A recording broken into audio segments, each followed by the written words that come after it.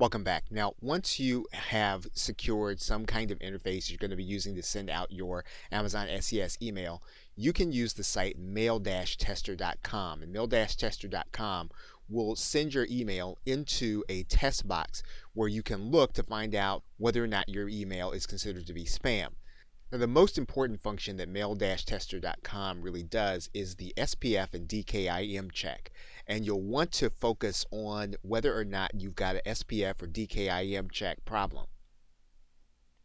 So you'll want to test your domain, you want to test your DKIM selector, you want to make sure that this is working correctly inside of the domain that you're using, especially that you're going to be sending out with your email.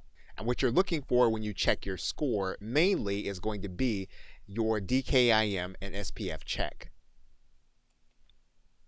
And when you do, you're going to want to see that your DKIM is valid. You're going to want to see that your SPF is valid.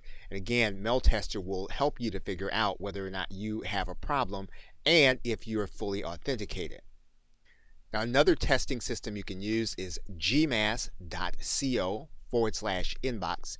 And you'll be able to use these email addresses in your campaign, and this will tell you whether or not your emails are likely to go to spam. And this is a great testing facility that you can use right alongside of mail-tester.com to determine if your content is going to put you in the spam folder.